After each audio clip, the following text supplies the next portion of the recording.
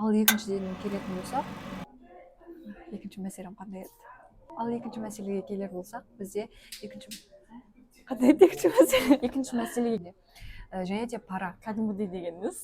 Кәдімгідей деген сөз алып таста жаңа кәдімгідей байқалады. Кәдімгідей деп тағы айтып жібердім. дипломдар шындықта шіріп жатыр дейсіз ғой. Так, голова работает. Айтпайсың ғой енді. Тогда голова работает, диплом не нужен. Дұрыс айтасыз. Барат дейсіз ғой. Осы жерден қиып не істейікші? Сәлем достар, бүгінгі біздің подкастта қонақта SMM таргетолог маманы мен Нұрман Тоғжан және де оның жүргізушісі мен сайлау Жанерке. Бүгінгі подкасттың тақырыбы диплом алу маңызды ма және де әлде жоғары оқу орнында бітіру маңызды ма? Осы тақырып бойынша бүгінгі подкастты өрбітетін боламыз. Жалпы подкастымызға оралмас бұрын өзіңізге жеке сұрақтар қоя кетсем, өзіңіз жоғарғы оқу орнын оқығансыз ба және де қандай мамандық бойынша оқығансыз? Я мен өзім негізінде осы Түркістан қаласының тумасымын. Осында Қожа Ахмет Яссауи атындағы халықаралық қазақ-түрік университетін тәмамдағанмын. Қандай мамандық бойынша оқығансыз? Дизайн мамандығында 5 жыл ішінде оқып бітірдім. Өте керемет. Қазіргі таңда өзіңіздің мамандығыңыз бойынша жұмыс жасайсыз ба? Я әрине өзімнің мамандығыма сүйіп түстім, сүйіп оқыдым десем де болады. Дегенмен де қазіргі таңда қосымша осы SMM таргетолог мамандығымен айналысамын. Себебі бұл мамандықта өте сұраныс көп. Қазіргі таңда сұранысқа жоғары мамандықтардың бірі болып табылады. Яғни екі мамандықты қатар алып жүрсіз. Я мамандық артық етпейді деп ойлаймын негізінде. Алып жүретін уақыт табам деген адамға. Өте керемет. Тақырыпқа орала кетсек, сіз диплом алу маңызды деп санайсыз ба? Я негізінде диплом алу маңызды. Себебі ол біріншіден кәсіби біліктілік. Себебі көптеген жоғары жұмыстарды жасау үшін, мысалға медицина, заң, инженерия секілді мамандықтарда міндетті түрде жоғары оқу орнын бітіру міндетті және де дипломның болу міндетті саналады. Және де екіншіден айта кетсем, жұмысқа орналасу мәселесінде мысалға жақсы жалақысы жоғары компанияларда жоғары оқу орнын бітіру маңызды. Өйткені ол жоғары оқу орнын бітірудің артықшылықтары да көп. Себебі жалақы өсіру, жұмыс орнында мәртебеңнің өсуі де осы дипломға байланысты деп ойлаймын негізінде. Және де қоса кетсем, әлеуметтік мәртебе, яғни қоғамда бәрібір де дипломы бар оқыған адам бәрібір өзінің қоғамда жоғары білімді адамға деген сыйластық мәртебе. Жалпы осы орайда мен де сізге өзімде сұрақ туындап тұр. Яғни дипломсыз да жетістікке жету мүмкін деп ойлайсыз ба, немесе жеңістің кілтінің барлығы дипломда деп? Осы сұрақ төңірегінде қалай қарайсыз? Иә, мүмкін. Әсіресе кәсіпкерлік, IT мамандықтарында, шығармашылық салаларда дипломнан гөрі тәжірибемен дағдыға көбірек назар аударады. Ата кетсек, Google, Apple сияқты компанияларда, алпауыт компанияларда дипломнан гөрі қабілет пен дағдыға көбірек мән береді. Мысалы, Билл Гейтс, Стив Джобс, Марк Цукерберг секілді миллиардер кісілер жоғары оқу орнын оқымаған, бітірмеген, бірақ әлемге әйгілі кісілер. Иә, дұрыс айтасыз. Диплом табысқа жетудің бір құралы ғана ретінде санаймын, және де маңыздысы үздіксіз білім алу, тәжірибе жинау және де өзіңді дамыту. Егер сіздің салаңызға диплом өте қажет болса, диплом алған жөн.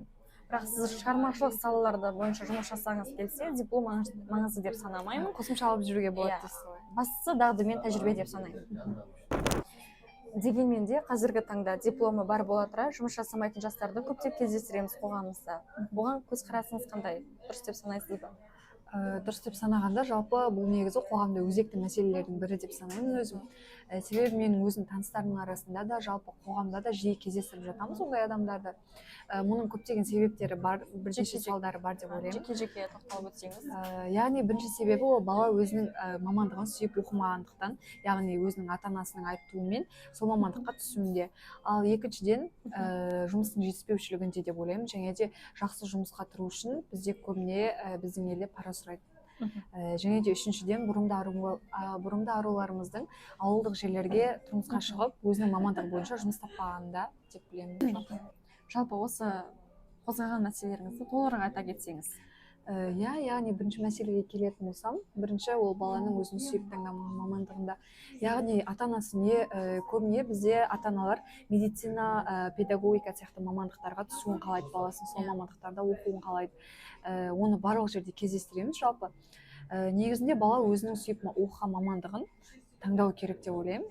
Себебі осы мәселе бойынша бала оқуын не дұрыс бітірмейді, бітірген жағдайда да жаңағыдай жұмыссыз жүреді. Себебі өзінің мамандығында жұмыс жасауға деген ынтасының жоқтығында.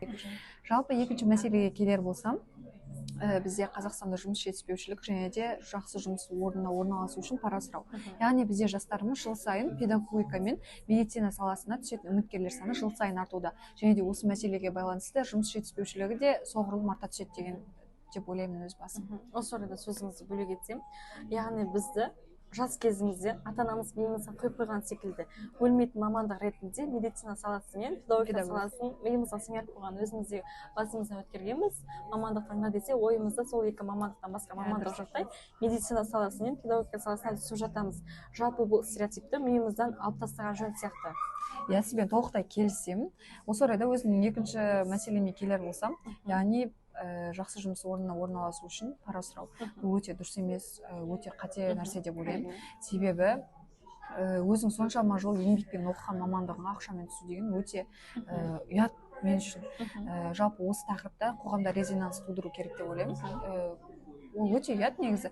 Өзіңнің қалап тұрған мамандығыңа мәке жәкенің ғана көмегімен таныс арқылы. Жоғарыда таныс болу керек деп. Не жоғарыда танысың, немесе ақшаң болу керек қазіргі таңда.